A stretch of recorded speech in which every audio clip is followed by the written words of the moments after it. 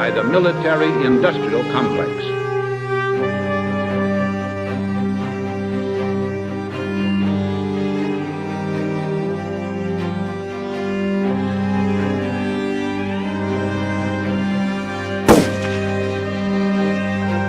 I'm just a patsy. I have a dream.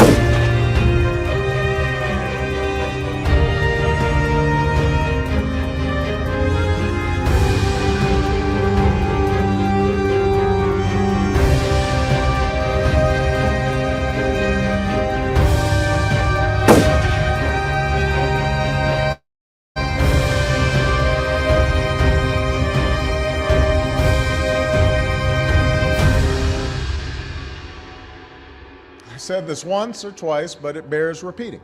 If you like your current insurance, you will keep your current insurance. You think about the Army and the Navy and the missions they run to protect the world, they run on SAP. Well, you have done a really spectacular job. I guess pretty much everybody at this table is your customer, so that's not so bad. Exactly. I want to congratulate Thank you, Mr. President. Thank you.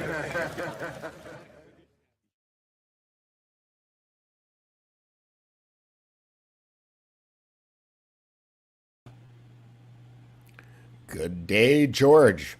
Hey, Peter, how are you? I'm doing well. I'm trying to figure out why that video was like a little stuttery. I mean, I noticed I had Adobe Acrobat open and I was trying to close it while the video was playing. So I apologize for the stuttering video. Every time I hear those gunshots, I kind of want to look over my shoulder. It's just like, oh, here we go again. I don't know, George. 5 years ago, you were saying, right here. And, at that point, you don't hear it. That's true. That's true. Yeah. And that's a good thing, I think. But, speaking of shots in the dark, I had to do a website and I only had a day to do it. We had people coming into Atlanta and they were going to review our progress. Right. And there was no progress. We hadn't done anything. I hadn't done anything. So I had to build a website in a day. And you are such a great website, WordPress mentor for me in the past. You've recommended WordPress. And I was able to kind of bang out a rudimentary WordPress.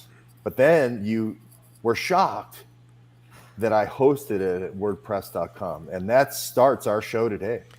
Yeah, indeed. And I see somebody's real Owen Edgeman is telling us that GoDaddy was hacked, and then somebody else was saying, "Can you go over saying best web hosting and why?" Yes, I'm happy to talk about all of that. So just a kind of like a little background, like I've been building websites since the day the World Wide Web became the World Wide Web back in the early 90s. We used Apache web servers, and we used a browser called Mosaic, coded supposedly by Mark Andreessen at the University of Illinois at Champaign-Urbana Center for Supercomputer Applications. And so I've kind of watched the entire, as George would say, full flight of the arrow of the World Wide Web. And WordPress appeared about 15 years ago as ostensibly as a blogging platform. And I don't know if I've talked about this on this show before, but the blogosphere, the thing that made a blog is that it basically allowed you to publish in a reverse chronological manner. That is, whatever the latest thing that you posted becomes the first thing on the website. And then the secret sauce was something called Real Simple Syndication, which was a 2-page open source format that was created by a guy named Dave Weiner. And the fact that Real Simple Syndication allowed people to share content freely from their website on whatever other platform people wanted to be on is the fuel that created the explosion that was the blogosphere. And what became self-evident to me as social networks like Facebook and Twitter started to become dominant is that RSS and platforms that run RSS are a direct existential threat to social networks. And so they had to kill them. And so, for example, one service provider that created a bunch of add-on tools for RSS was a company called FeedBurner. And FeedBurner would allow you to point your RSS feed from your website at FeedBurner. And then FeedBurner would create a free newsletter that people could subscribe to your website. So I could go to the George Webb website every day, or if I wanted to, I could just have an email sent to my inbox, and every time that happened, every time George posted something, it would go to my inbox. That was fantastic. Well, that company was started by a guy named Dick Costolo. And I don't know if you remember, but Dick Costolo became the CEO of Twitter eventually. FeedBurner got bought by Google. There was brain drain everywhere in the blogosphere. So anybody who was writing any kind of RSS product, any kind of product that would zhuzh up RSS, they either got hired by Google, Twitter, or Facebook. So there was a major brain drain, and that entire open source project kind of just went into suspended animation, with the exception of WordPress. Now, what's interesting about WordPress is that it was started by a guy named Matt Mullenweg, who's turned out to be just kind of a woke, guy who doesn't have any issue banning people for free speech. But the issue is about WordPress is that it is open source, and what that means is that the software that they write is free for you to use. About, I would say, 10 years ago, WordPress created a software as a service application that would allow you, this is what you used the other day, to go build a WordPress website without knowing anything about servers or having to set up an account, you have to set up a WordPress account, but you don't have to know anything about the blocking and tackling. And it's very nice, except that, 18 months ago or 2 years ago, the Conservative Treehouse got an email from WordPress.com where they were generating between 250 to 750,000 page views a day and about $100,000 a year in revenue. And they were told to get off the platform because they didn't like the words that they were typing. So the good news was that because WordPress is open source, then you can actually just spin up a WordPress server on any service provider that you want. And so I moved them over to a service provider that I'm not going to talk about here. However, if anybody wants to send me an email, I'm happy to let them know who the service providers are that I think are good.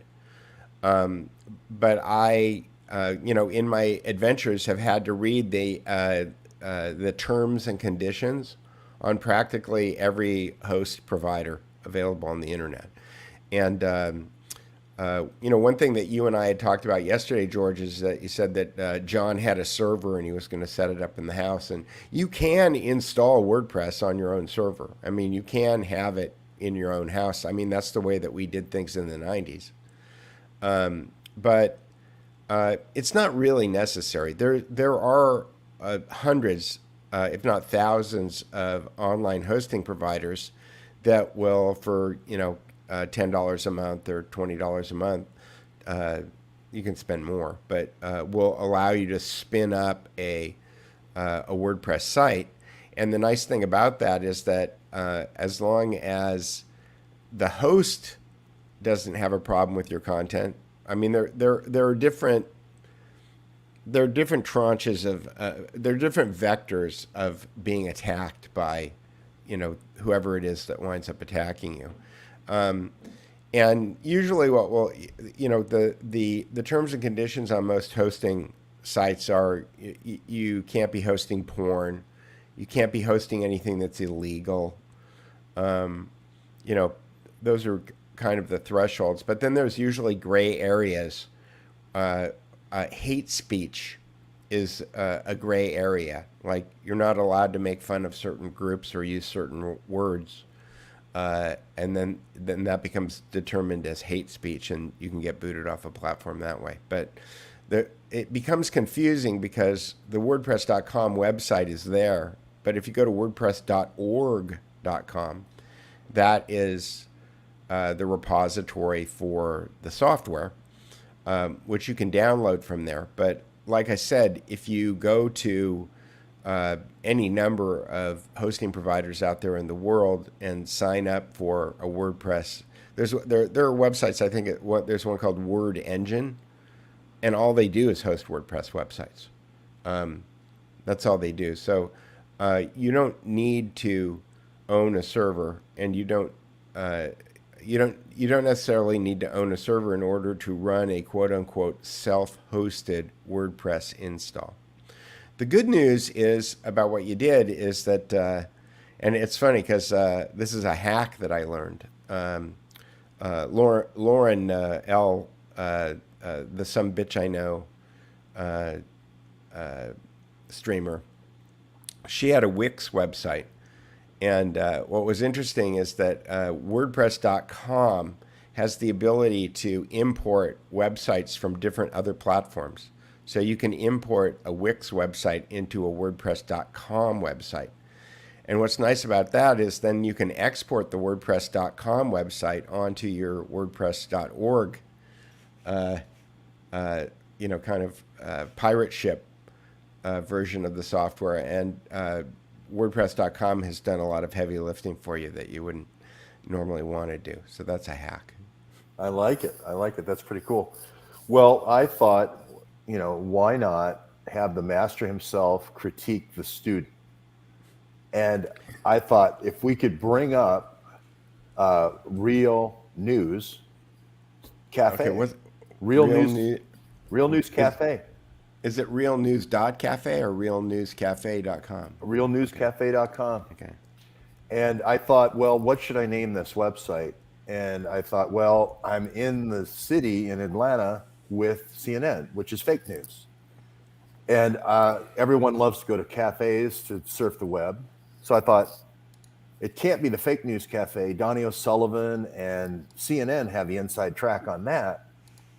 So I thought, what could I name mine? And I thought, well, I'll name it the Real News Cafe. Well, what's funny is that you sat on that couch a year ago, and we built a WordPress website, and Yes. I think it was called George Webb Reports or something. Oh, I can't remember. Yeah, something like that. It still exists. I should look at it. But I thought, this is ground zero. I forgot everything you taught me. I had to build it. I had to build it in one day. And here's my recommendations for the absolute beginner, which is what I decided to do is do what Peter said is you can choose these things called a template. And this is just themes. Themes. I'm sorry. It acts as a template. And this one was one of the ones that you get with the premium service, but it's just one column. And basically you can put videos in there. You see the video I did with Sean Atwood. You see the video I did with Peter. You can put graphics that, you find significant, and then you can just put videos. What this looks like, you can also see what it looks like on a phone, because I figured most people would be looking at this on a phone. So it just one video after another. There you and I are, Peter. Oh my goodness. That's the day I met you, I think. It is, and it's 3 years exactly before it's not exactly 3 years, but it's right where the January 6th starts. But just to test the response, just hit that video between me and you, and this is WordPress.com and shows the response. I'm going to speak directly to you while you can hear the photos being taken. And then I will turn toward everyone and show you what's actually happening. So is that a video that you uploaded to WordPress.com? Yes. Uh-huh. Okay. So and then there's okay. So that's something that's an advantage. Okay. From hosting it yourself. That is, if you want to upload videos to your own server and have them stream, if you get any kind of traffic, that's going to be a problem. So that's why services like YouTube, exist. So you can do this with WordPress.com. You can't do this with a lot of other sites. So. And this is Peter. There he is. There you are, Peter Duke. Meet Peter Duke. Indeed. So I thought that was I just put a kind of a smattering of videos out there so people could, kind of walk down memory lane. The audio is so crisp and clear. Yes, it is. So I'm pretty happy with it. And we had a Wix site before. Now we've gone completely away from that. Neighborhood News is defunct now in Michigan, but it was Wix, and it was very difficult to work with. It was very slow. We didn't have the controls of rewind and fast forward. You'd think that's like bells and whistles, but you start watching a couple videos, you want that. So I was really pretty happy with my experience in uploading these videos. Well, WordPress.com makes a great product. The only issue is that if somebody, one of your trolls finds something that violates the WordPress terms and conditions, you'll be gone without warning off of WordPress. So, that's the vector. That's the issue. And so the title of this is How Do You Build a Bulletproof Scenario? And my suggestion is to, you've got the content up there. And like I said, the nice thing about WordPress.com is that you can go into the back end, and I think it's under Tools. You can go Export, and you can export all of the work that you've done. In fact, you can export the theme, and then you can just upload it onto another site. I am actually putting a website together right now because I have an idea for a book, and there was a website let me get rid of this for a second. There was a website, I don't even know if it's still there anymore, called The Long Tail. Let's see if it's there. I remember the book, The Long Tail. Yeah, and so here's what the guy did. Let me see if it's there. And the guy's name was Chris something, The Long Tail. Can I explain what The Long Tail is while you're looking it up? Yes, you may. Most search results, that's like the top 2 are the most clicked, and then maybe the third, maybe. But if something is specialized, very specialized, like you want a guy who has had 30 years experience building websites, and it had to start with the guy who did the X-Files, that the long tail there is Peter Duke or some other The long tail is a whole bunch of examples that fit that request, that search request, which might not be obvious. The more specific, like books, are a classic example when you're searching for authors and so forth. Well, the way that the long tail was explained to me and in the book is that in a if you're running a store, for example, if you're running a terrestrial store, I worked at the Virgin mega stores, right? And we had to put CDs in racks in the store. So we had, a 10,000 square foot store and we had 250,000 CDs. Okay. Normally merchandise moves out of a store using something called the Pareto distribution, which is known as the 80-20 rule, right? And so I found the original long tail site, but I'll put that.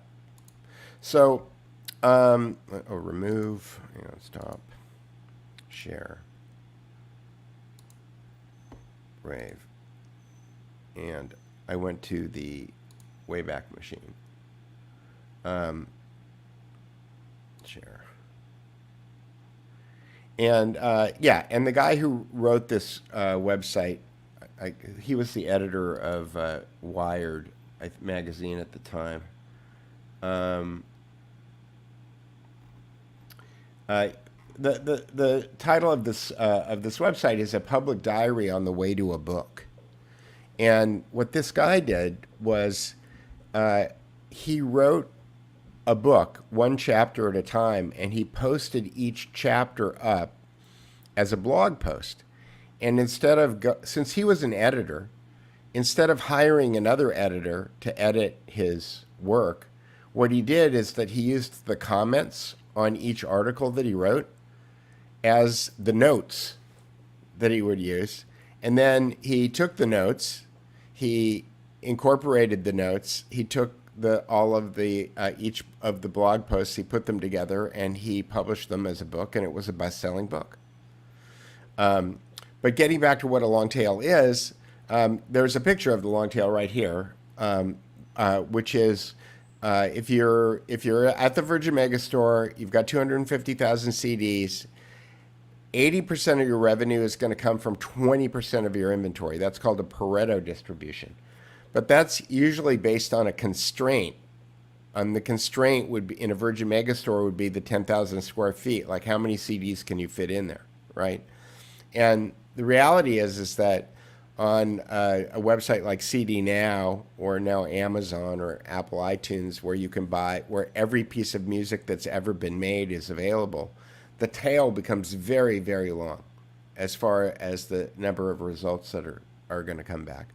And in a lot of times when you're looking at a website, when I'm looking at the statistics for the Duke report, or I'm looking at the statistics for a client's website, the top stories will have a lot of clicks, and then very quickly it goes down to one, like there was one page view of this book, or there was one page view of this video, and it's very long. It's just ones, for pages and pages and pages and pages. So that's the long tail distribution.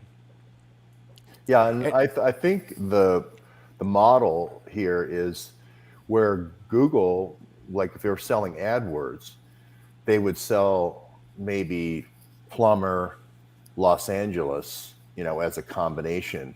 Mm-hmm. There's a long tail in Los Angeles because there's so many different little cities in Los Angeles, and getting around is hard in Los Angeles. So you may have a real long tail in Los Angeles where you could sell ads. Google is selling ads to every suburb for the word plumber or whatever. If you want a book about cyber espionage, there's a long tail of results that you'll get that might do sales. It isn't the steep drop off with books, at least. CDs may be a little bit more skewed toward Pareto and popular. Right, and you had web store. I mean, I think that per square foot stores like Sam Goody were probably much more profitable than Virgin. simply because they only sold the 20%.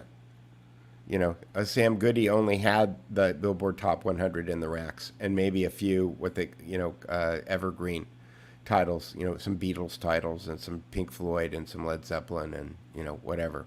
So people will always buy.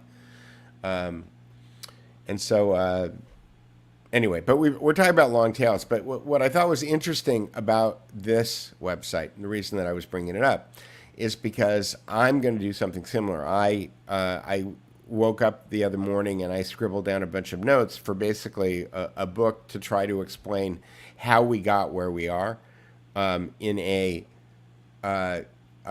play school manner. That is, I think that one of the biggest issues that people who research all of this stuff have is that when we walk into a party full of our relatives at Thanksgiving or something, and they start talking about the fairy tales that they hear on the news, and you try to do anything to kind of like let them understand that what someone at CNN or NBC told them has nothing to do with reality. They look at you like you're a lunatic. And so I was thinking that we really need a tool that, kind of a primer, as it were, on understanding how the world really works as opposed to the way that we were taught how the world works. And so I've heard that called the purple pill. Noah gets the choice of the red or the blue pill, but if you smash them together really fast, you get the purple pill. And maybe that is what you should call the book, the purple pill. Well, okay, yeah, maybe, I don't know. But I have started to build a website, and what I wanted to do. Let me see if there's a way for me to just share this window, and then I don't have to constantly pull it off and then put it back on. Let's see, window.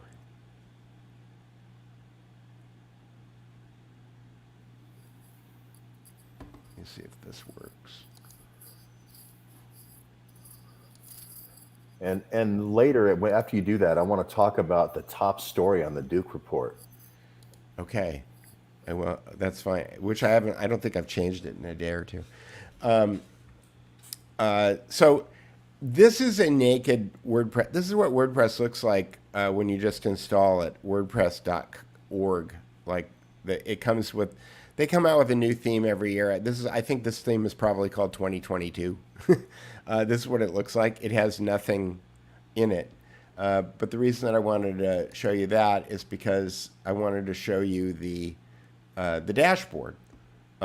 Because when I was talking to John and Carol yesterday, I was showing them the back end of the Duke report, and the Duke report is not a normal web theme. It's a theme that is called WP Drudge, and it's designed to pull in RSS feeds and aggregate them.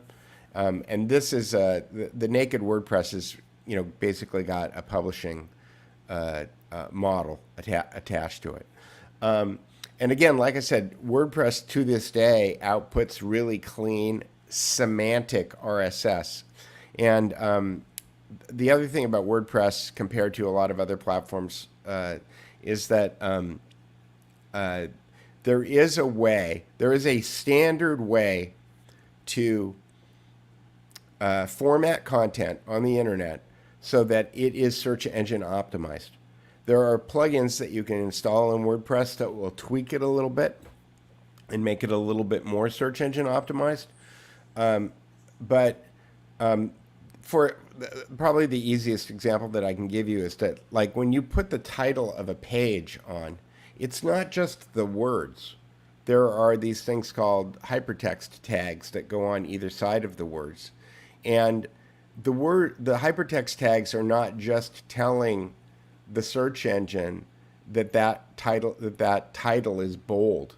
It's saying this is a title, okay? And a search engine will look at that title and go, okay, that's a title, right? And then as you go through the article, there might be a subhead in that. And it may be a little bit smaller and a different font, but the search engine doesn't really care about the size of the text. The search engine cares about the semantic nature of the text. So it wants to know when something is a title. It wants to know when something is a subhead. It wants to know when something is an image. Images have these things called alt tags. Alt tags are the metadata that's associated with a picture that's ostensibly set up for people who are blind, who are using what they call feed readers. But if you type in George Webb into Google and you click on images and it pulls up an image of George Webb, it's like, does the Google search engine know what George looks like? No, the Google search engine does not know what George looks like.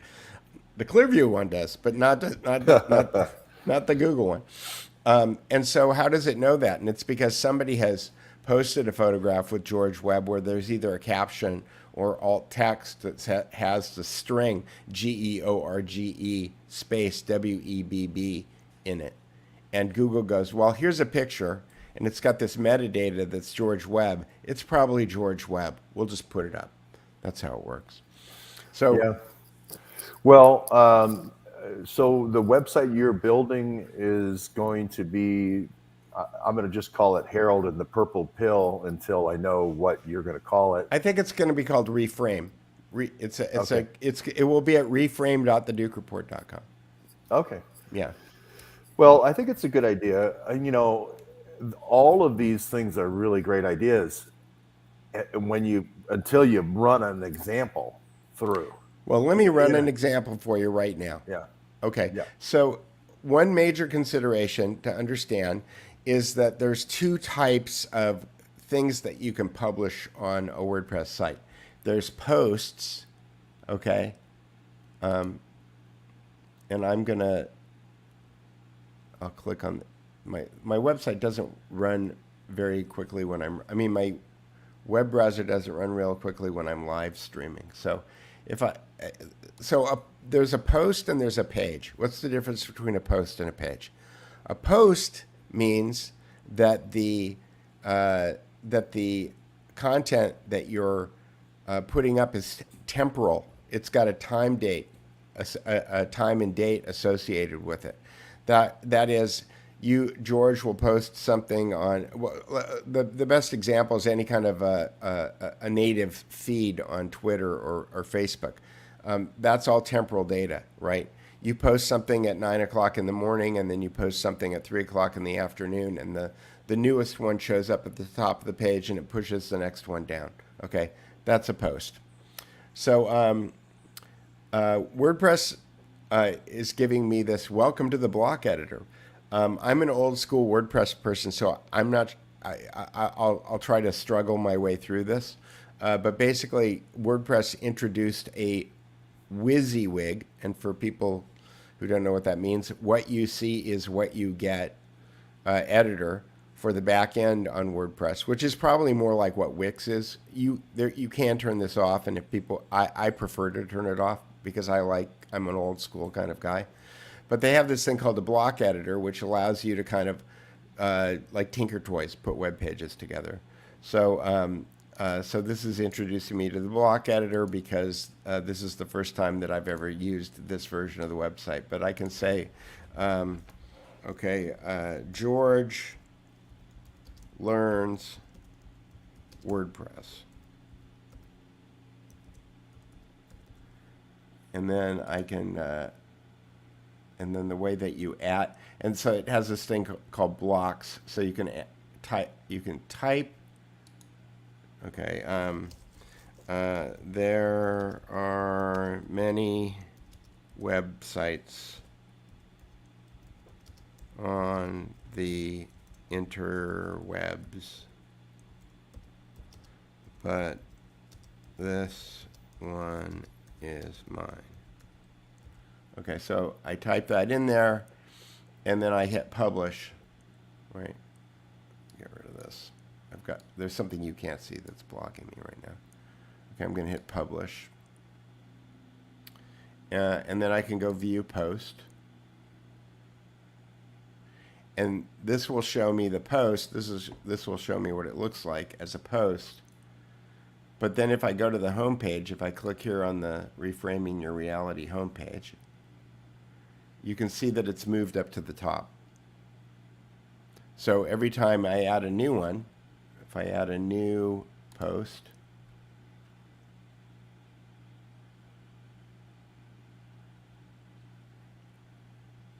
I can go another post and type, here we go, and publish that.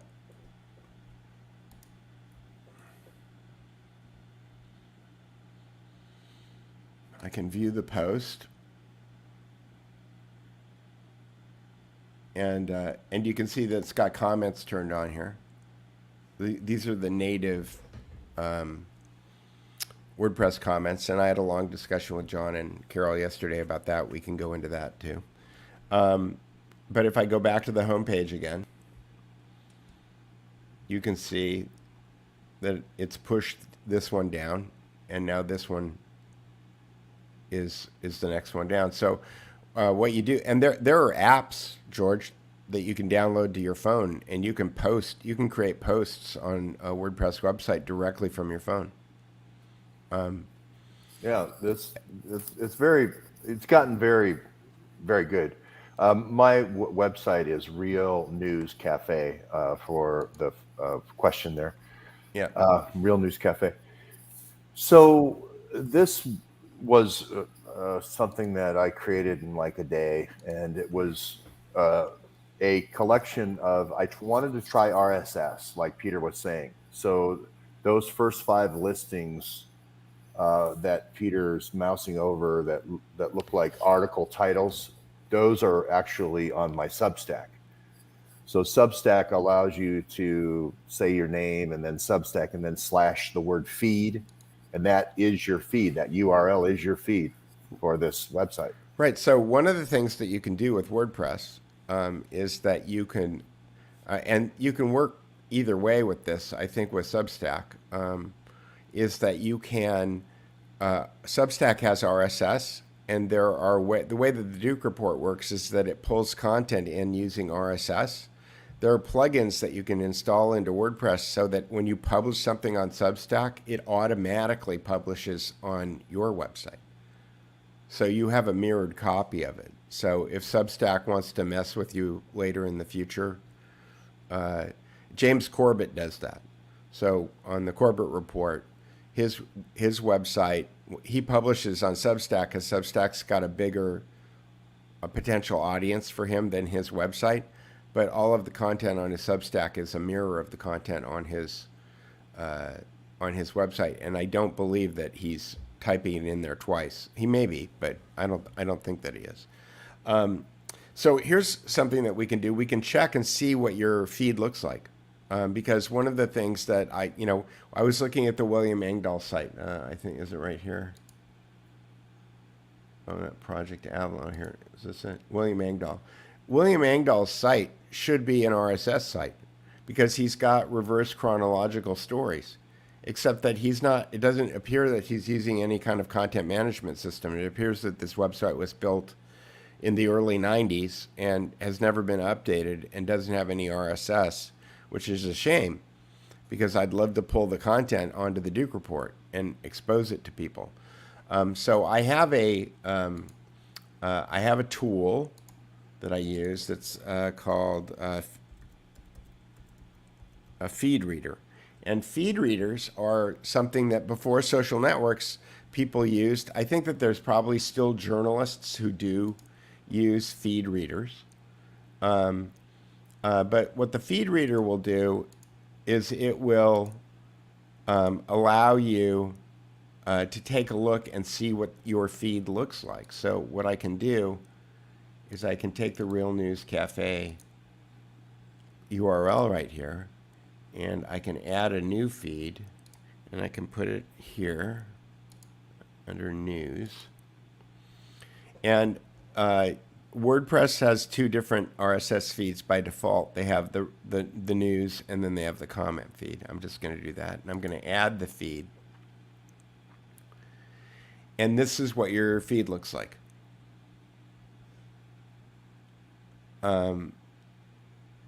What's interesting to me is that they all are 2018. Is there? Yeah, I just picked a smattering of videos. Okay, and so I you, just wanted to show how long we've been talking about bioagents and bioweapons. You know. yeah, I get it. Yeah. I get it. Okay, so this is what your feed looks like. So this would be like a clean feed. This would be like, when I look at this, I think, oh, this is a clean feed. If I try to put William Engdahl's website in there, nothing comes up. Well, let me go back to the purple crayon or the purple pill problem. Okay. So if you say, let's take one that everybody talks about, which is, well, what do you think happened with the Kennedy assassination? Right. There are most people at Thanksgiving or summer picnic or whatever go, well, I'm not one of those conspiracy theorists that doesn't think Oswald did it. Right. And I mean, you really are going to have to say some really catchy thing to that person who goes, look, the Warren Commission looked into it. There was 22 volumes. I can't remember how many pages they went through, all the testimony. I don't have that kind of time. They said Oswald was the lone gunman. Right. Right. And now you got to somehow purple pill this person. It's hard. It is, and I don't think that trying to convince somebody at Thanksgiving when there's an audience and there's cognitive dissonance working against you is going to work.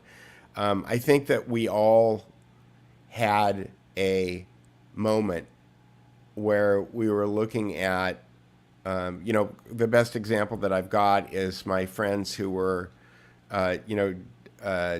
food purists, that they were very kind of tuned into the eating well, reading ingredients on packages, shopping at the local co-op, buying raw milk, but they believed in Barack Obama. They believed, he walked on water and that he couldn't do anything wrong, and they believed that.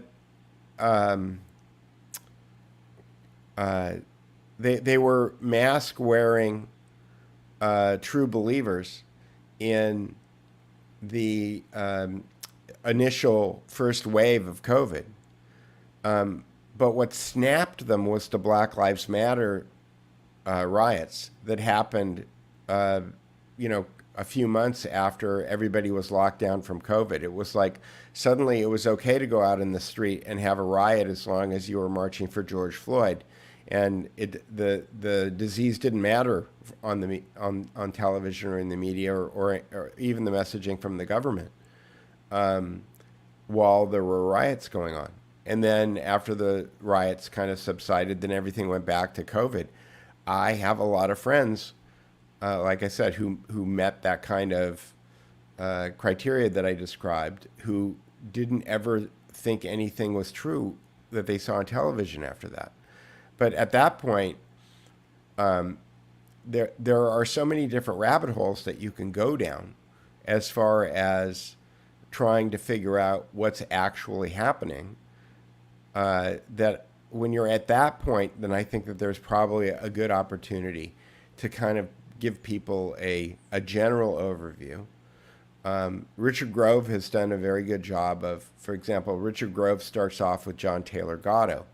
And John Taylor Gatto talks about the history of the Prussian education system and why the Prussian education system was specifically designed to destroy critical thinking in populations, because that makes them much more susceptible to propaganda, to advertising, to marketing, to being told what to do by the government. You don't want a bunch of critical thinkers out there. And until you realize that, Andrew Carnegie funded it, and that it's been a program that's been going on, longer than, it's older than our grandparents, then, you start to understand how a whole population of a planet can be kind of systematically corralled into believing things that aren't true. Well, so the example I gave, the Kennedy thing is a kind of like it's been pre-packaged what the answer is. Sure. And there's an official answer. And there are some things which, like COVID, was much more gray area, still is, right? We still, every day, the Biden takes Plaxovid after 6 days of COVID, and that he gets better and he doesn't have COVID anymore. And then he relapses the next day. Right. Back into COVID. And I guess Fauci did the same thing. And now all the doctors are scratching their head and wondering if they should prescribe it anymore. And, right. COVID is a much more cloud amorphous subject, I think, and maybe offers a much better opportunity. Well, because it's, I mean, to purple pill. I'm not sure I missed. I'm not sure that I understood your point. I would put it this way: if I say that Oswald wasn't the lone gunman, somebody has the reflexive answer saying there's 22 volumes of the Warren Commission report. Are you saying you're smarter than them? No, well, right? No. But COVID wasn't like that. There wasn't a 22 volume report. It was kind of like Fauci was the authority. And then he was changing his mind, in a 24-hour news cycle sometimes. Sure. Right. So it was very much more confusing. And so what people did was they erred on the side, I think, of conservatism. Right. And they just stayed home, or a lot of people stayed home. Well, jumping back to your, do you think you're smarter than them comment? Okay. One of the things that I've learned, and again, I went at it through hypnosis, but I realize now that rhetoric is part of the trivium, which used to be part of a classic education, which is to understand that when somebody asks you a question, do you think that you're smarter than they are? I could say, well, you're asking me the wrong question, right? The question is, what is the truth? Because somebody's IQ or their intelligence or the number of times that they've been on television doesn't have anything to do with the truth. And the reality is that there might be 22 volumes of Warren Commission, but there's over 4,000 books that have been published about the Kennedy assassination. There may be more pages and words written about the Kennedy assassination than practically any other event in human history. And the preponderance of the people who have written those pages do not believe that Lee Harvey Oswald was the lone gunman. So that might be a way that I would answer that question. And there's studies and so forth. For me personally, this happens to me everywhere I go. Mm-hmm. Where I, let's say, start a new relationship or do a WordPress site. Immediately somebody asks me, well, what's the WordPress site? And then they go grab the CNN woman story, which I have a tape out there showing. Mm-hmm. I said, she's vaccinated, not contagious. Vaccinated, not contagious. That's okay. He wrote the story that I said she was contagious.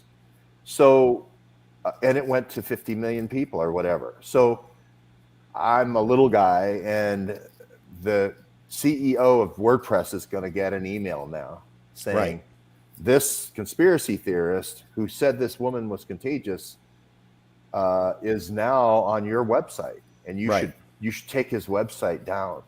Yes. Right. And that's what really, you talk about signature reduction. Mm-hmm. This happens to me with trolls on everything I do. If I write an Amazon book, if I write a Substack, if I go anywhere and create any kind of social media presence, all of a sudden these trolls. So let's talk about that, because I don't think that you're alone.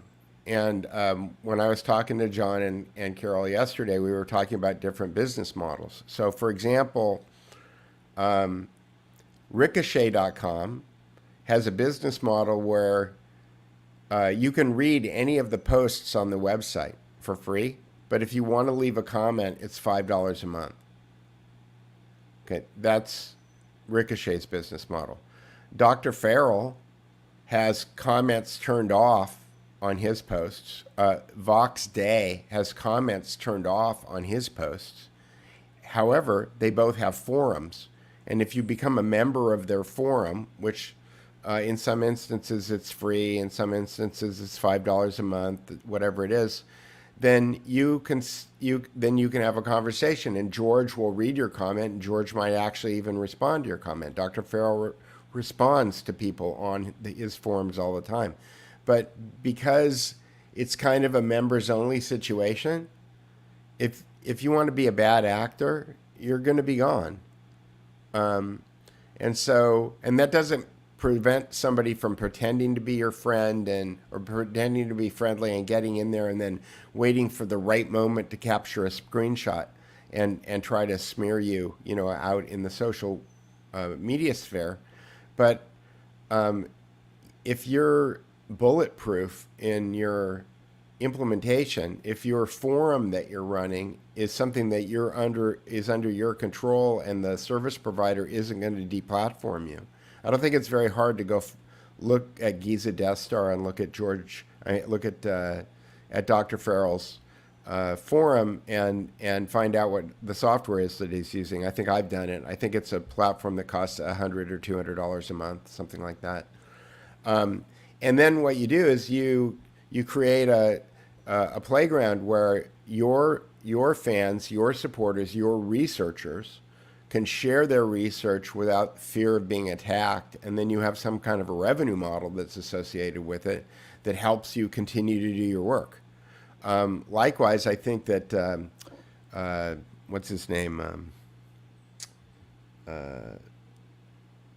Ryan Dawson. Ryan Dawson, I think, dark journalist. Most of their interaction that they get is chats on live streams, like the 87 people who are sitting in our channel right now.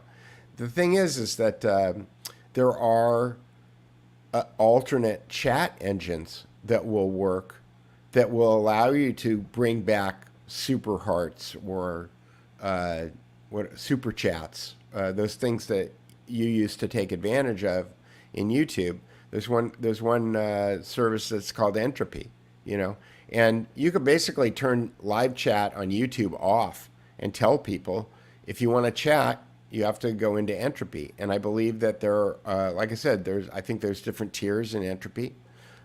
You could make it so that you have to pay to get access. You could make it free, and if it's free, then people can do super chats, or people can do, those types of revenue sources. But when you take it out of the YouTube world, then you eliminate the chance that YouTube is going to be able to marginalize you at that point. So I think that there are business models. I'm looking at them too, because I do this 3 times a week with you. I'd like to try to figure out a way to, if I'm providing value to people, I'd like a way to kind of figure out how to capitalize on that. And so Dr. Farrell has one model, Dark Journalist has another model, Ryan Dawson has another model. All of these people, Dark Journalist has done a good job of not getting deplatformed, but Dr. Farrell and Ryan Dawson certainly have been blown off in certain places. Yeah, I've certainly have my share of trolls who think nothing of taking a fact set like, okay, this guy named Ken Hale is threatening to kill me, flamethrower my family, Waco my family, Jonestown my family, all in text. I give it all to Donnie O'Sullivan, and then he takes 3 made-up things from trolls, and he doesn't report. And that's a big company that has a huge worldwide reach, and it's tough to get the trolls when you add the lying in on time and the criminal activity by the troll on top of the, the reach of CNN, it really becomes tough. But anyway, I wanted to pivot. You answer that one, but I want to pivot after this to your Duke report. Okay. Yeah. Okay. So you want to see the Duke report? Here we go. Because I don't want to turn it into a CNN thing. But the I watched a couple of your videos from the Duke report, and don't forget to like. Thank you. That's a great suggestion. Yeah. Like and subscribe, and follow me on the Duke report on the Duke report channel. A lot of you guys are looking at the Reality OS, and I like the Reality OS. I love Tracy, but I am trying to, kind of build my own thing. So if you follow the Duke report too, that would be great. Well, the top story, at least I thought the top story was Tim Dillon. Tim Dillon, and it was called The Big Lie. Yes. And the gist of it, and there's kind of like two guys talking, and one guy is the funny guy is Tim Dillon, and they're using a program called Doodly, which was owned. The CEO of this Doodly company is Muhawesh, the guy who owns Middle East Training and Mitt Press. I think after school they may use Doodly, but I thought that the after school guys actually draw that stuff. Do they really? Yeah. Well, anyway, the Doodly stuff will draw as you write. You've Yeah. seen these kind of animated cartoons or animated whiteboards as you talk. They're animating, Yeah. which is an effective presentation method. Yes. But the bottom line here is you can see that there's these charlatan type sales guys, up there at the front saying, you people out there in the audience need to learn how to work harder or learn how to, do this or do that. And then you'll have as much money as we do. Right. And then you can be as lonely as we are. And then you can take advantage of people like we do. And instead of planting a community garden and doing something holistic where you get a lot of, or running for local community chairman. They didn't accept my application. I applied. I did all of the paperwork to be a candidate, and they just ignored me. I went into the meeting, and they just pretended like I wasn't there, and I never did it.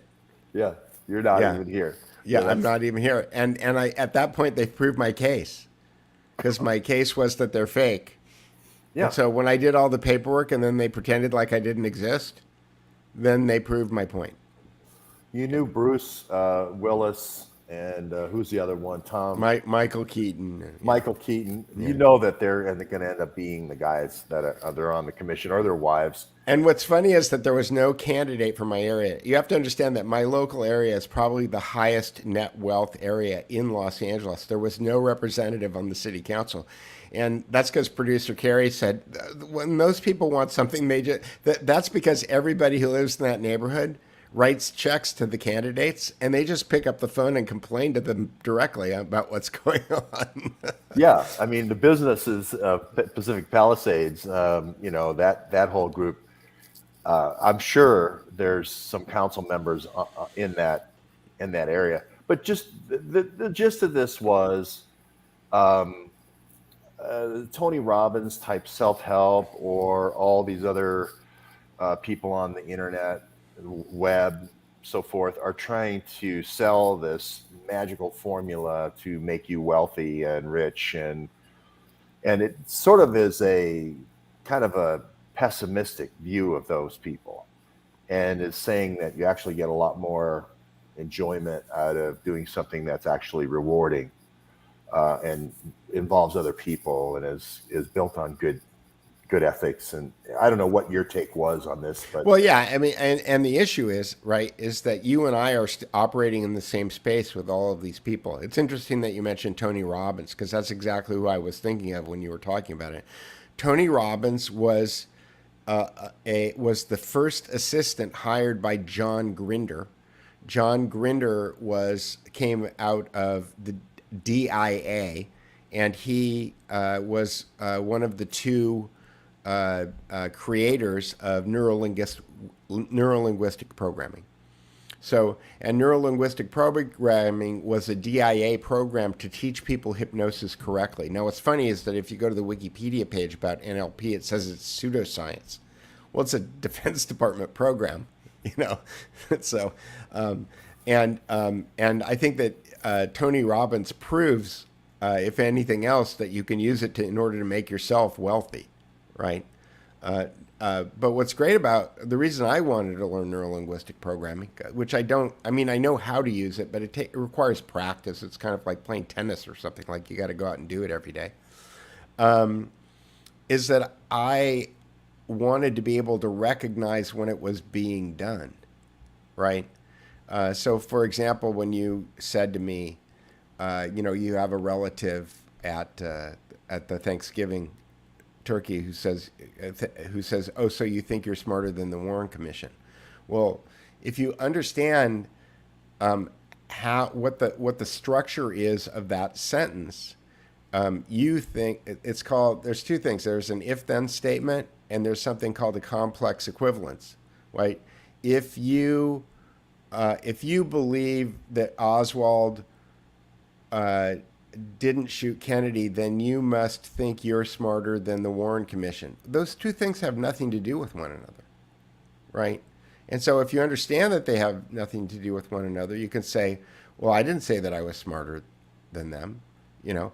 There's actually in the book Sleight of Mouth, I think 13 or 14 different ways that you can attack an argument like that. But I don't have them all memorized, but what I do have memorized is the if-then complex equivalence idea. And if you're watching anyone use an if-then complex equivalence argument, rhetoric, which is what you would have learned if we had all learned the trivium when we were in 8th grade, which the Prussian education system took out of our, maybe your dad taught you, which is why you're, a step ahead of everybody. But if you actually learn how words are constructed in a way to make arguments, and then you can recognize the structure of those arguments in real time, at least you don't have to react to things the way that you used to. You may not know immediately that it's an if-then statement or it's a complex equivalence, but if you understand that those things are out there in the world and that they don't necessitate truth, then you're, a step ahead of getting fooled. So I think that what Tim Dillon's point in this video, which I tried to, it was Friday and I just thought people are beat up by the news all week, and it would be, Tim Dillon makes good points, but he's also funny. Yeah, he's funny. Yeah. And he's got good voices and so forth. It is one of those kind of like frosty beer videos. It's kind of like you can just sit back and kind of watch it, and it pours over you, and you go, "Wow, okay, that's what I needed to see on Friday afternoon." But there's another one that go ahead. Okay, so Sarah T says Rumble has monetization. Yes, and Rumble has crap RSS. Okay, I don't think they have RSS. They don't have any way for me to pull the content in. So there's two different problems there. One is, how do you make money? Okay, the other is, how do you drive traffic? You have to drive traffic to make money, right? Or, actually, there's a guy named Kevin Kelly. He used to be the editor of Wired magazine, and he wrote a book a few years ago. I can't remember what the name of the book is, but he basically said, if you're George Webb and you've got 10,000, how many people do you have following you on Twitter right now? 40,000? 65,000. Okay. If you can get 10,000 people to give you $100 a year, you're in good shape. Right? Yeah.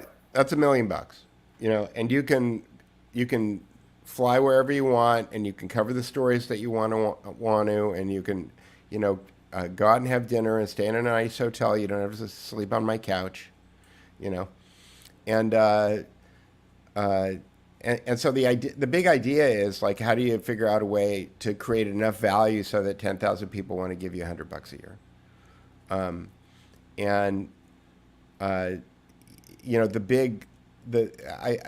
looping it back to the video that's on the top of the Duke report is that, we believed that we could do it on YouTube because Tim Pool did it, right? We believed that we could, do it on Facebook because, somebody else did it. And when you look at how popular you are, because you're looking at the numbers, like, how many people are watching your videos and how many people are following you on Twitter, okay? And then you look at your numbers and you look at these other guys, and A, they're exploding, and B, they're, raking in enough revenue in order to, keep their operations going. Then you have to start asking questions. Well, am I being minimized? Are they a program? Tim Pool I discovered because YouTube was pushing his videos to me. I didn't ever actively go look for Tim Pool. I don't even listen to Tim Pool anymore because he kind of annoys me. Because I think that he's willfully unknowledgeable about a lot of the things that people on this channel know a lot about. He chooses to believe that they're conspiracy theories. He and Joe Rogan. I don't know if anybody saw has anybody on the channel seen the Alex Jones movie? There's a Alex Jones called 9/11 in July of 2001. There's a clip in the movie. Alex Jones says that in July of 2001 that there's gonna be a terror attack on the World Trade Center, and they're gonna blame Osama bin Laden. Okay, and then there's a clip of him going on the Joe Rogan show, telling, and Joe Rogan this is probably 2001 or 2002. Joe Rogan is admonishing him for being cavalier with the truth. It's very interesting. So you look at people like Joe Rogan and Tim Pool, and you wonder, are they managed? Have they been put into this position? Like, what is their story? And then if you try to tell the truth, then you wind up getting deplatformed and waylaid financially. So, that's brings me full circle back to kind of what Dr. Farrell has done, which is he's basically created his own sandbox. And he can say whatever he wants in his sandbox because A, the only people who are in there are the people who have paid to be there.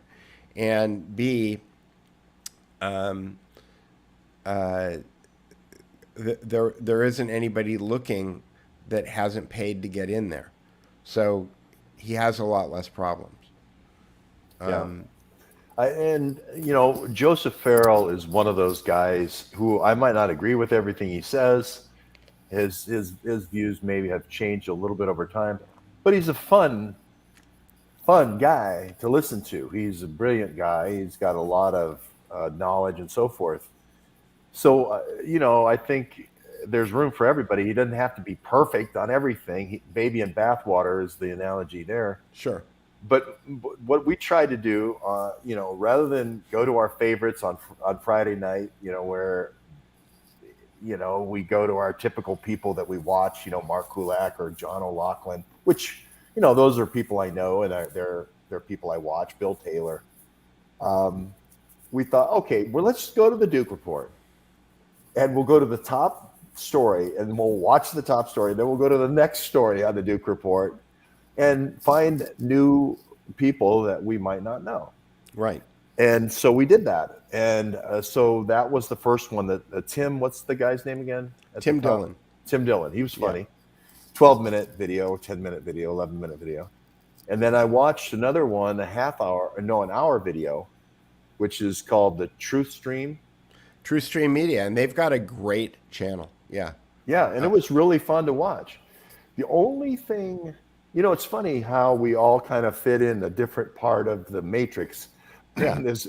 Because for them, they went through all of Klaus Schwab, all the companies that go to Davos and, all the people, and it starts overloading your brain a little bit. And, Catherine Austin Fitts has a chart that kind of overloads your brain a little bit because there's all these different intelligence agencies and secret societies and so forth.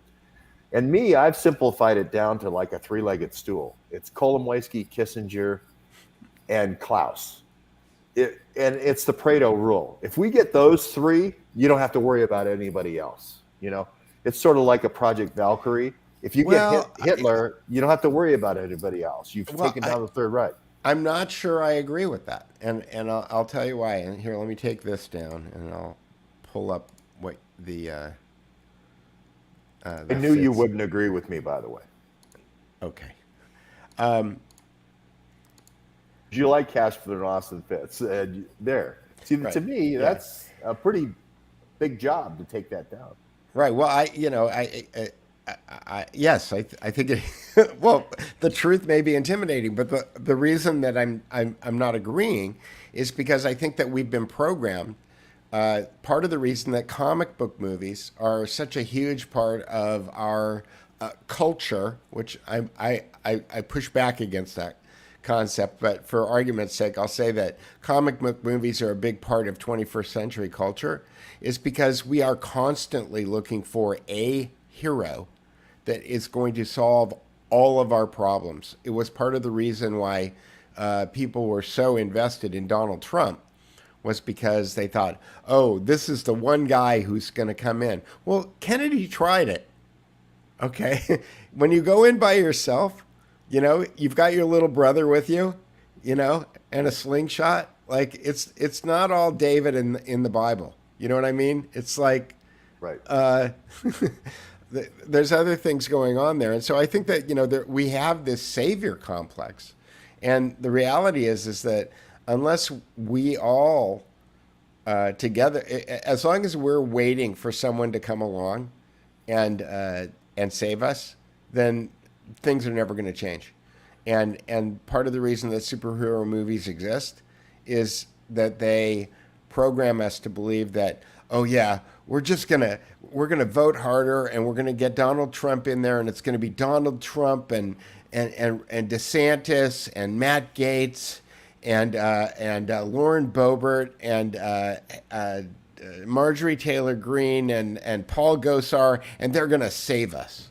It's like, well, my model's a little different, and you can explain the Catherine Austin Fitts model here, but my model is the David versus Goliath model, right? Which is a little boy with a slingshot goes straight up to Klaus Schwab's thing on one side of Loch Lomond in Lake Geneva and starts, you know, swinging the thing, and then, you know, sending the little info brick through the window.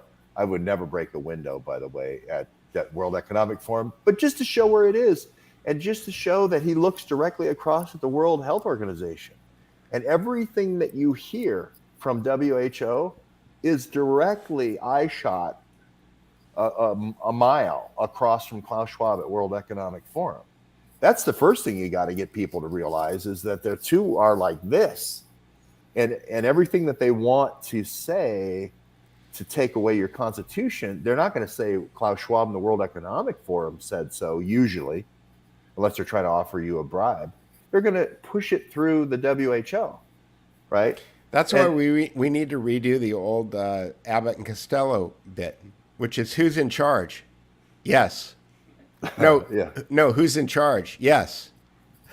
Well, my strategy is I take a €2 thing over to the front door of Klaus Schwab, and everybody sees the little boy with the thing, and everybody sees all the I can't remember, it was the Philistines, I think, with the thing, and they say George isn't dead. George didn't die. Oh, there he did it again. He went to Kolomoisky's house on one side of the lake. Oh, there he is up at Evian, France, you know, where Kissinger was holding Bilderberg. He didn't die. And therefore you can come forward. I'm not doing the superhero. I'm doing the 80-20. I'm doing the Pareto. You take these three guys down. It's like Hitler with Valkyrie. You take Hitler down, you take the Third Reich down. Not so easy. You got to take Klaus. The Third Reich, they did take Hitler down, and the Third Reich is the Fourth Reich. It's the Fourth Industrial Revolution, and it's plugging right along. It's IG Farben, but yes, I do think Klaus Schwab is the Fourth Reich. I do agree with you. Yeah. but at least we're picking the right people. You know, I think half the battle is knowing who your enemy is. I guess the thing, my issue with the Castronoff and Fitz thing here is there's a lot of agency names here, and they're not individuals, and there's put it this way. One thing about saying here is Goliath, and you know you're David, right? Is I'm going to show you some David tricks, how to beat Goliath, Right. And you can go and do this too. Right. And, I think that when I started, like, for example, when I started doing street art, my idea was not that I wanted to be a street artist. I wanted other people to see how easy it was to capture the news cycle if you went to Kinko's and got some glue, And it turned out that it was very simple. And to support what you're saying, yeah, if there were 10,000 people with rocks showing up at Klaus Schwab's house, then that might be better, right? I mean, I think Luke, when Luke started going to Bilderberg's, originally, and when Alex Jones went into Bohemian Grove. By the way, did you catch that Malone's post yesterday? No, what was it? He was writing. He wrote a long post about how his wife was the head of this horseback riding club that was started by some guy in Bohemian Grove. Nice. And it was like comforting. Yeah. Well, those are dangles. Those are poison red meat that they hope you pick up. And I don't touch the poison red meat. I mean, I just say, Bob Malone. Why would I not want to read about you vaping? And all your vape work and all your money from the Tobacco Institute. I mean, that's the juice. But, Catherine Austin Fitz, she has her thing, it's a complex model to me. But see, to me, this makes things so much simpler for me. So just to explain it to the audience, we believe that we live in the United States of America is supposedly a constitutional republic that uses elections, democratic elections, in order to elect our appointed representatives. And the way that we've been taught that this model works is that we elect our representatives take our concerns to the federal government, and then they represent us in the federal government, and that if there's a majority of us that believe one thing instead of another, that the government will move in the direction that we want the government to move in. This is a fairy tale that we're taught in civics, and it might have worked that way at one point. I don't know that it ever really worked at that point, but what Catherine Austin Fitz's model is that power. The power to control governments goes from the top down, not the bottom up. We're taught that it's bottom up, and the reason that we're taught that is because by participating in things like rigged elections, we believe that we have some kind of an agency. We believe that we have some impact on the direction of the government, and in reality, I don't believe that we do. So in the Fitz model, at the top of the her food chain. Now, I believe that I was listening to this guy, Dr. John Coleman, yesterday, and then I was researching him and finding out that people had criticisms of him, but the criticisms were that he plagiarized Eustace Mullins and Lyndon LaRouche. But he talks about this thing called the Committee of 300, which are the direct descendants of the original 300 stockholders in the British East India Company. Which, you've talked a lot about the British East India Company, so that kind of makes sense. That might be above this, but at the top of this chart, you've got the Global Public-Private Partnership, which is what. How they refer to themselves, it's a Klaus Schwab thing. If you look at the PPP could kind of be 666. There's 3 PPPs there's a G and a PPP in the World Economic Forum logo. So it's interesting that it's there. But what makes up the Global Public-Private Partnership is at the top, the Bank of International Settlements, and I'm about halfway through the Tower of Basel right now. You were in Basel, Switzerland 3 weeks ago or 4 weeks ago. And these people basically control the monetary system of the world. They're the central bank for the central banks, and they create and destroy economies. They create the bubbles, then they capitalize on the bubbles. Richard Werner did a very good film that you can see on the Duke Report called The Princes of Yen, where he gives Japan as an example and shows how if you have total monetary control over a country, you can make it do whatever you want. You can make it dance. So, and so you've got the Bank of International Settlements at the top, and then you've got the central banks. So this would be like the Federal Reserve or the Deutsche Bank or the Bank of Japan or all the central banks. They all report to the Bank of International Settlements, and then below that are what Cecil Rhodes, because this is a Cecil Rhodes formulation, referred to as the Committee of Helpers or the Circle of Helpers. So these are what George Webb would call the hands and feet, right? These are the people who are actually going out and organizing stuff. So you've got the World Economic Forum, you got the Council on Foreign Relations, you have the Royal Institute of International Relations, aka Chatham House, you've got the Club of Rome, you've got all of these organizations that the Rockefellers have set up all over the place. You've got the Trilateral Commission, the Bilderberg Group, and Bohemian Grove. There's probably a few more. Those are as many as I could fit in the chart. But these are the people these are the planners, right? These are the people who are taking the money, they are deploying the money, and then they are coming up with the working groups and the plans, the Event 201s and the cyber polygons and the different planning sessions, right? They come up with the plans, and then below that are the policy distributors. So you've got, captured societies and organizations, because I don't think all organizations, I don't think the Red Cross necessarily started out as a bad, doing money laundering and child trafficking and gun running. I don't believe they started off that way, but, things happen. So you've got captured. I went to their museum in Geneva and went through the whole thing. Yeah. Catholic Relief Services. Did that really start out as a front? I don't know if they ever start out as fronts, but they get co-opted, right? You got the United Nations, which is a Rockefeller project, the International Monetary Fund, the Intergovernmental Panel on Climate Change, which is just nonsense. The World Bank, the World Health Organization. You've got different philanthropists like George Soros and Bill Gates out there doing their thing. Global corporations that act as if countries are an impediment. Non-governmental organizations, again, it's funny they call them non-governmental organizations. It's like, we're going to be a government, but we're not going to call ourselves a government. We're going to do things government we're going to tell you government should do, but we're going to do them instead.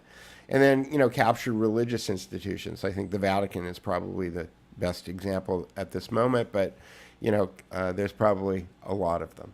So these are the people that distribute the policies, and the enforcers are the national governments and the selected scientific authorities. So, scientism is becoming a thing now. It's like, you need to do this because of the science. Somebody tweeted something this morning, and I noticed that Twitter was warning me that the science, what didn't support whatever the contention was. Well, if you understand that science is a process, it's not a noun. In NLP, neuro-linguistic programming, that's known as a normalization. When you take a verb or a process and then you present it as a noun, science isn't a refrigerator.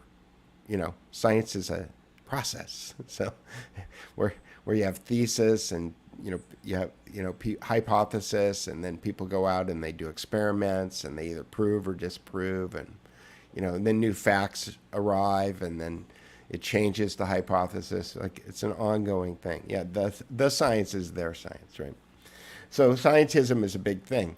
And then below the national governments and the selected scientific authorities, you have propagandists and hybrid warfare specialists. So these are mainstream media. This is mainstream media and their fact checkers and social media platforms.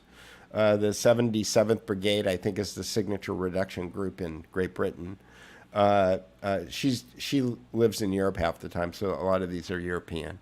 Anti-hate campaigners, the Anti-Defamation League. Anti-Defamation League probably started out okay. I mean, ACLU, like they defended the Ku Klux Klan once upon a time, right? They get taken over, they get grabbed, and at the bottom, the people who have the least amount of power are the public, and we're told in a constitutional republic that the government does what we tell them to do, and it doesn't. So I think this model is much more realistic and pragmatic than we the people. I'd love we the people to be a real thing. At this moment, I don't think it is.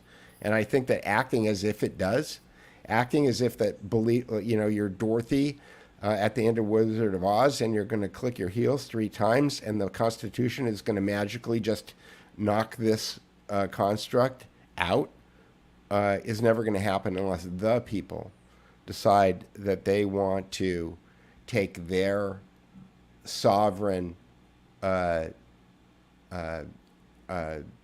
back.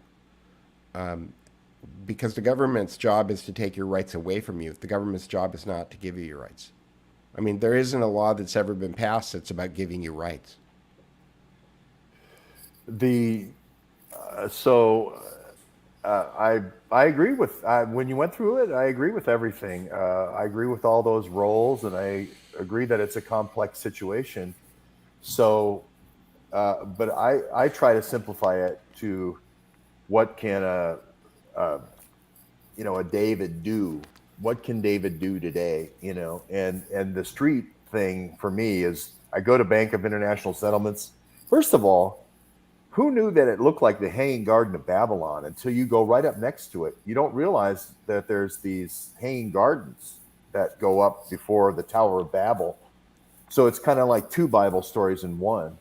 But then I just started following all the bankers, and some of the conversations, I waited till, I could get a Atlantic Council, throw that in there. Yeah. Until I can get a conversation in English or French that I could understand. The German, it's mostly in German, unfortunately. But what do they talk about? What are they doing in there? Is it all just money for Kolomoisky? Is everybody working on writing a check for Kolomoisky, or is it somebody else? And the reason why I focus on Kolomoisky is because who knew in 2016 when Eric Braverman at the DNC and the Clinton Foundation was meeting with Kolomoisky? I mean, I should have known he did the overthrow in Ukraine in 2014. I should have known that he would probably do a bio bomb in Wuhan military games. I should have known he would have started a war in Ukraine to get a big payout through the Bank of International Settlements. But he's just been a good guy to focus on. And so I don't want to do the Marvel Comics version of your great chart. I just try to think, what 3-legged stool do I want to attack every day? Sure. And one thing I liked about that True Stream Media is they went right at Klaus Schwab over and over. I can't seem to get any of these people who are focusing on Schwab. Johnny Vedmore, I went to Wales to try to meet Johnny Vedmore, who wrote a great Schwab Family Values, great article. But I can't get him to say Kolomoisky. And I can't get people to understand Kissinger put the Fourth Reich together in Oberammergau.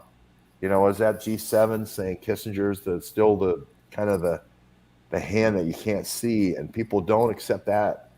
But he's there. He's there at Bilderberg. He's there at Bilderberg. It's hard for me to reconcile those words coming out of your mouth and the accusations that you're Mossad either.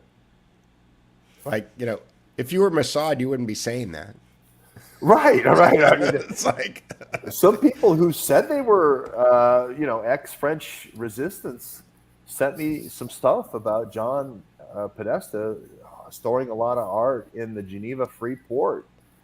I don't know whether to believe him or not. They sent me a picture of him in a meeting where he was buying a whole bunch of artwork. So I guess And they said Braverman's meeting with the Ukrainian mafia. I thought it was Mogilevich. I didn't know at the time it was Kolomoisky. I would have been a lot smarter if I'd have known that. But so I guess what I'm saying is I'm trying to not a target. I don't want to make a target out of anybody in that thing. But I'm trying to think of, okay, what do I go do tomorrow?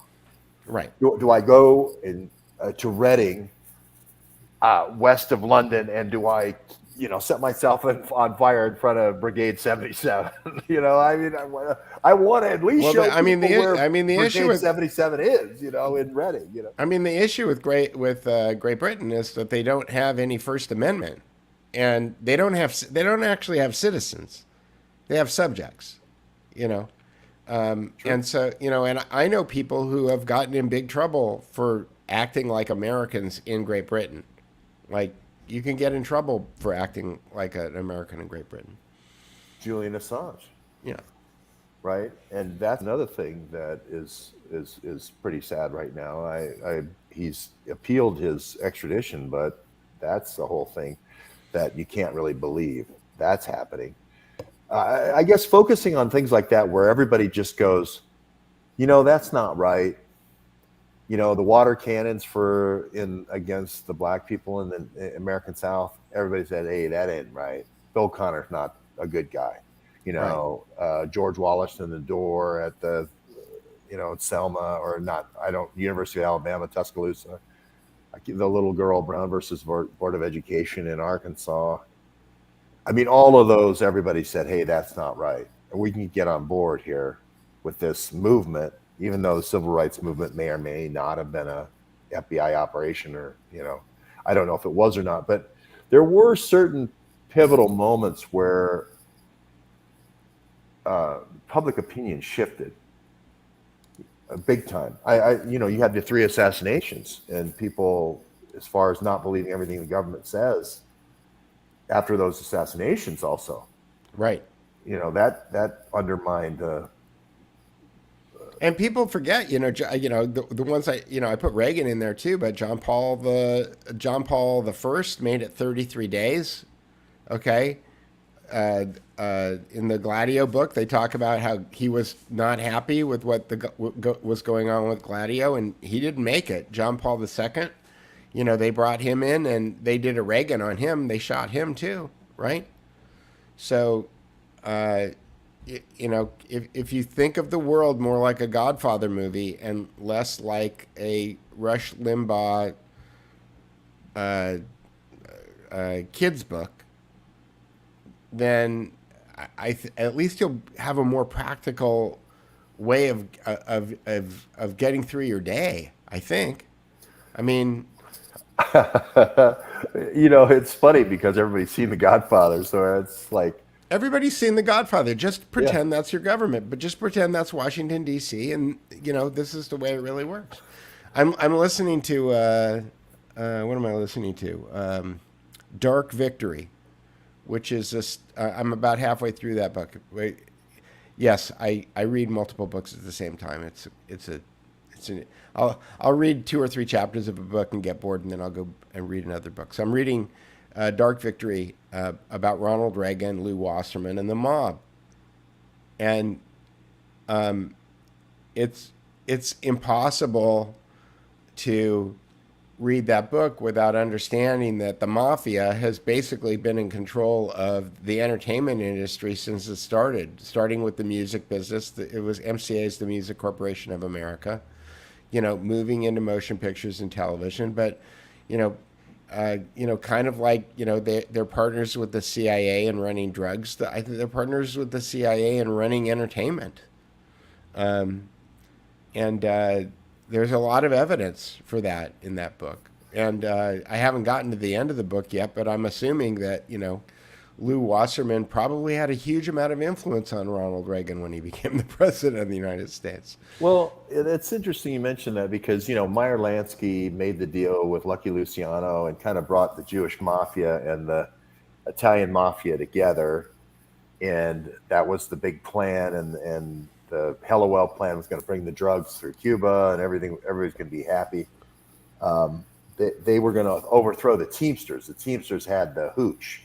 from the Prohibition days, and after World War II, this is going to be the big new plan. And so I think that changed things a lot in Hollywood. Lou Wasserman, obviously a pretty strong Jewish, luminary, and you worked for him, or at least almost got killed by him. Shmoo, he's the mob.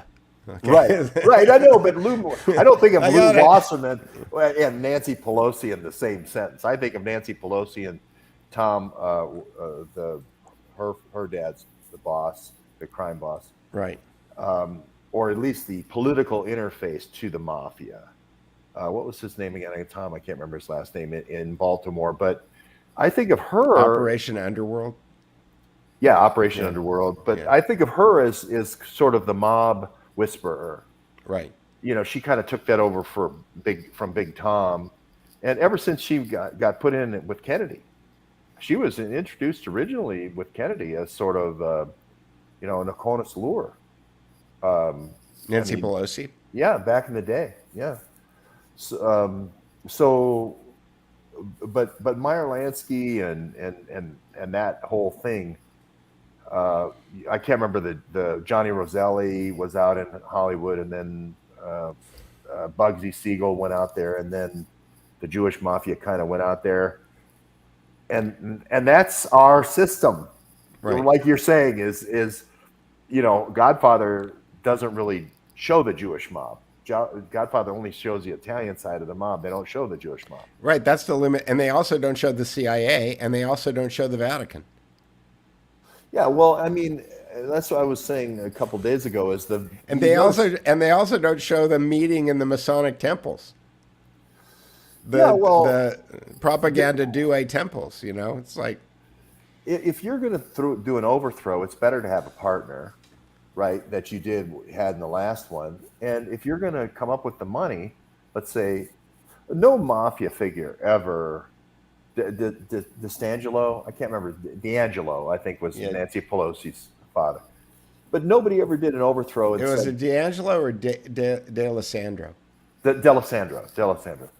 Because Joe D'Alessandro, I don't know if he's any relation, was part of Andy Warhol's factory. Little Joe. And what's his name wrote a song about him? The Velvet Underground. I know that song. Anyway. Yeah, but what I was going to say is no one ever does it for the mob. You never overthrow Castro for the mob. You overthrow Castro for the Pope. Because the Pope said we should overthrow Castro. Or the Pope said we should overthrow somebody in Allende and put in Pinochet. Right, and then everybody's behind it 100%. That this is my civic duty that I overthrew Allende, and over. So you're talking about giving moral cover. Yeah, and I think they believe it. I think they believe it is like, hey, right? Because and again, this is part of what I'm going to be writing about on my website. I start off with Eric Hoffer's true believer concept, which is that we're all educated and grow up in a society where we have a certain set of rules and value systems that we believe. Like, we believe it as much as we believe in God, and then we find out, but people can take our beliefs in those systems and say, hey, if you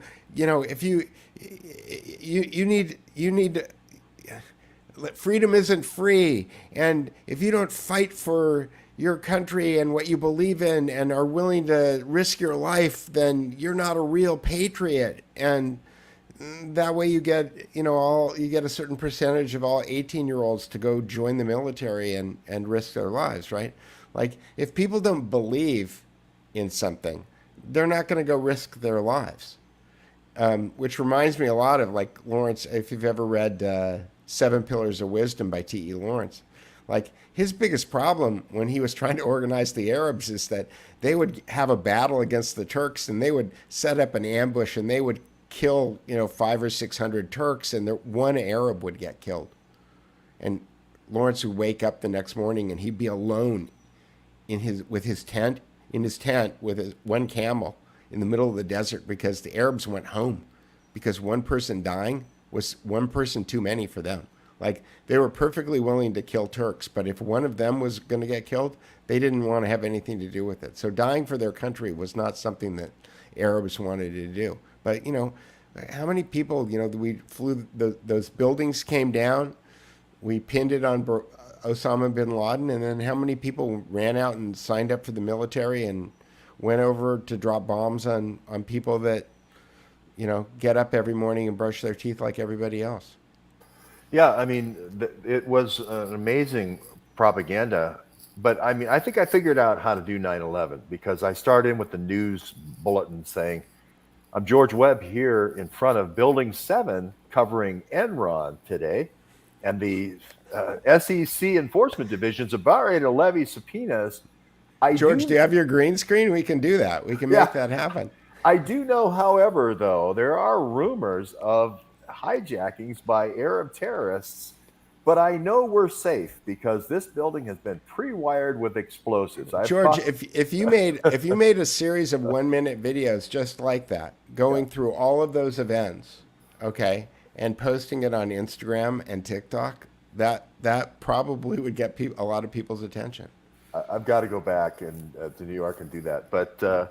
Yeah, I mean, that one's an easy one because why would you pre-wire the building for explosives if you weren't thinking about controlled demolition? You know, but Bill Taylor, I found it on the Duke Report.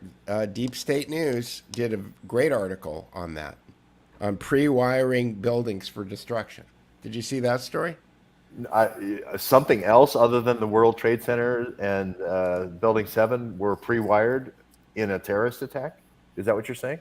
No, what he's saying is that he believes that insurance, he hypothesized, and I think that he's got some backup for it, that when the World Trade Center was being built, that the, who are the people who do risk analysis in insurance companies? Underwriters, yeah. The underwriters were going, you know, if anything ever happened, if an airplane ever did hit that building, and you had to take the building down, or a part of the building was going to come down, and you didn't have you couldn't wire it for demolition, it might become a bigger liability to try to take it down than it would be just sitting there damaged. And his hypothesis is that the insurance underwriter made them pre-wire the buildings for demolition in case something like that ever happened. That seems like a dangerous practice because if a fire ever broke out, then you got your squibs blowing up. But anyway, I don't want to get into. Well, yeah, but if you had it pre-wired without explosives, and then you just needed an explosives team to come in and just plug everything, put the explosives in, and then. Now it makes perfect sense how Larry Silverman got all of Building 7 wired. Just pull it. Yeah, just pull it. Yeah. It's going to have to be pulled. Large insurance payouts. Yeah, it was, two payouts at least. So I got the music reference was Lou Reed. Do. Yes. And then that's a David Bowie song. I didn't know that. So there you go. What's a David Bowie song? Walk on the Wild Side. Oh, David Bowie wrote the song? Wrote the song, yeah. So I guess that's our... I wonder if David Bowie's Tavistock. Is David Bowie Tavistock? It's like... I kind of followed the end of his career, which when he was dating Iman in New York and living down in Soho or wherever he was living in New York. But, obviously he started in England at these... the time that the Rolling Stones were getting going, and his first thing was wearing the makeup and the wigs and all that, and weird alternative music. So I don't know the whole story. I have a funny story. Go. So I was the official photographer for Comic Relief 1, the first Comic Relief, with Whoopi Goldberg, Billy Crystal, and Robin Williams. And because I was the photographer for that, I met Bobcat Goldthwait, and he was having a premiere at the offices were at Universal. No, the offices were in Century City, I was at Universal. He had a premiere at Universal of a film that he made. I have to go back and look at the film because I just thought at the time I thought it was one of the worst movies that I'd ever seen. And I went to a screening, and Roger Ebert and somebody else, like Kenneth Turan, were in the screening rooms because it was like a screening that they did for, the people who wrote for newspapers. They both got up and walked out. Like I was the only one who finished watching the movie at the screening, and it was called Shakes the Clown, and it's about an alcoholic clown. So I went to the screening. Donnie O'Sullivan. What? Donnie O'Sullivan. So I went to, so they had me go to the screening so that I didn't have to wonder what the movie was about, and I didn't have to go watch the movie when I was shooting pictures of the celebrities that were at the screening. So basically, I'm outside, and this happened to me a lot in Hollywood, where I would be assigned to cover a specific person. So in this case, it was Bobcat Goldthwait. He knew I was his photographer.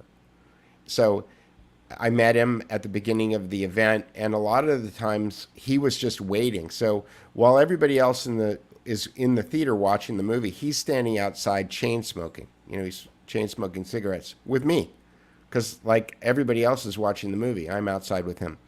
So the movie gets out, and the first two people out of the movie theater, like as soon as the movie ends, like running out of the movie theater across this big long like concrete patio to the setup where they have the step and repeat, the pictures where you take pictures of people with the background, is David Bowie, and he's literally dragging him on. Like he's moving, right? He wants to get out of there.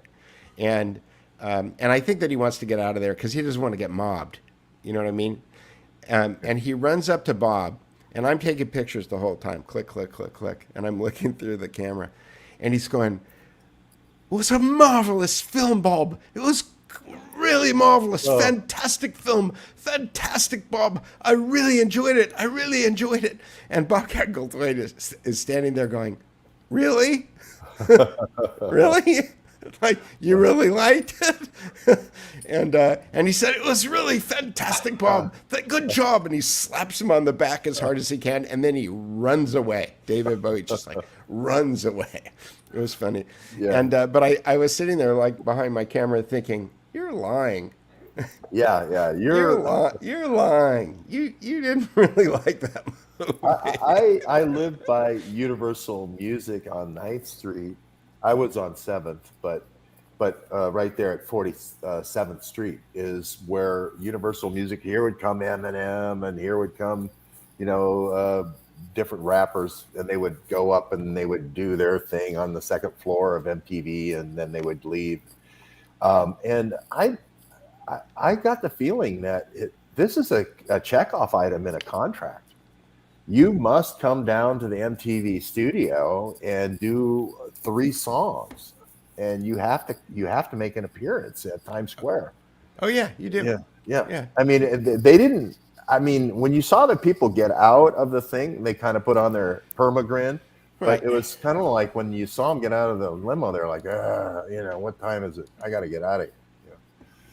Yeah, well, I'm going to put this under I'm going to put on my high octane speculation thing here because, I worked at Virgin for a while, and there were definitely Virgin had a very interesting marketing department because the marketing department at Virgin was a cash center, was a cat. In most businesses, marketing is I'm trying to remember. Cost center, yeah. They're a cost center. Okay, marketing is a cost center. Marketing was not a cost center at Virgin. It was a revenue generator. Okay, which before I got involved with all of the things that you talk about all the time, I would have thought, boy, that's very interesting. But now I think, oh no, it's a laundry. Right? And, well, Virgin is really interesting because you could put Virgin pretty much on anything and make money. If you write the letters on the, I remember a lot of when I worked there, Richard Branson had that logo on 220 different companies. Okay. So here's my high octane speculation. In the music business, there's something called SoundScan, and SoundScan tells the recording officials how many pieces of music got sold that week, how many CDs or how many, now it's downloads, but how many of those things got sold every week. And it was called SoundScan because it was a piece of software that you hooked up to your AS400, your IBM computer that is connected to all of the cash registers in the business, and it's recording all of the music that gets sold. So I believe, this is, again, a complete hypothesis. I don't have evidence for this. I am purely speculating. But if you had a need to have massive amounts of music get recorded through cash registers in key periods of time, owning 22 mega stores, okay, that had hundreds of thousands of CDs in stock would be a very interesting way to control things like Billboard charts and public perception of the sales of different types of music. Yeah, it's sort of like Sweeps Week, which I never really understood, where it's like we have to wait for a certain week every year for there to be really good entertainment with a reasonable amount of commercials, but not too many. And that was the 1 week of television, if you remember, during Sweeps Week. I think they did it a couple times a year, where Right. the Nielsen's would do the polling, and everybody loaded all their best shows for Sweeps Week. And it seemed like it's like you're artificially inflating this thing so that you can run out to these advertisers and say you control this market share. I guess cable ended Nielsen. I mean, look at the New York Times bestseller list, right? If you're trying to sell something, if you have an idea, like Lee Harvey Oswald was the lone gunman, right? Then you pick authors that wind up supporting this hypothesis, and maybe or probably more recently, a Barack Obama or Michelle Obama. What do they get? 10 million, 100 million. They got some kind of crazy advance. 35 right? million or 40 million, yeah. Yeah, to write a book. Okay, like It never got written, did it? The last one. I don't know, but they probably put an addition on their house in Yeah, Massachusetts, right? right. Yeah, they built their. I didn't think that they had. I guess he did finish it. It took a long time. I remember that. Maybe Bill Ayers maybe it was was busy. Yeah, maybe it was Michelle Obama's autobiography that I'm thinking about, where she got 35 million too, Right. which just seems like kind of like you did what you said, and so here's your check. Right. Like Bill Clinton had the same thing, if you remember, and Hillary Clinton got a huge advance for her thing, which is Right. I can't even remember what the name of it was. And these are all doorstops. I mean, there's no way they sold enough books to pay for these incredible advances that these people got. Right. So it's crazy. Anyway, it's been a good discussion, Peter. I mean, I this is the number one question I get from the folks that follow and say, what do we do? What do you do today? Who do we go after today? Not go after, but where do we protest today? Where do we hit the machine? And it's a tough one because well, trying to stick with the title of the video, what I would like to ask people who are watching this video to do is that if there's a preferred business model for supporting citizen journalism, it would help us to know what that is. So I'll give you a couple of examples. Dr. Farrell has a membership thing, and if you're a member, then you get access to his forum, some content, some books I think that he wrote and stuff like that. But mostly it's a way for you, it's a safe space, to use woke language, for you to be able to ask George questions and interact with George in a way that is not susceptible to trolls. Likewise, Dark Journalist and Ryan Dawson, I believe that they use Entropy for chat, and they basically turn off the regular chat, and that allows them to be able to do super chats or something like that. That seems like a good idea to me. I know that it's really easy for the people who are in the chat room right now to get into the chat room. The problem with Entropy is that you got to kind of like download something else and do that. But, you know, those are the situations that we get forced into because Patreon was good Yeah. until, you know, lies were told there. But, you know, that's the thing is the signature reduction is they go after your sources. I mean, and big donors, the same thing. They go after your big donors. So there is a very well thought out counterintelligence kind of knockdown. And sometimes it's not, you know, there's not an agent following you or anything like that, but they can hire trolls anywhere. Like you mentioned, Brigade 77 in Reading, England, they can hire trolls anywhere. Sure. You know, there's this 5 for $5, you know, thing where you'll do anything for $5. Sure. You'll hate a video hate 5 videos, 5 George Webb videos, you get $5. Sure. Right. You know, Right. you could say hate 25 George Webb videos. Bonus for effort. Yeah. Yeah. And so it's a challenge. It really is a challenge. Every day is a challenge for monetization. So anyway. All right. We'll get there, George. Yeah. Well, thanks very much, Peter. It's been enjoyable and another great Duke Report show. All right. We'll see you on Tuesday.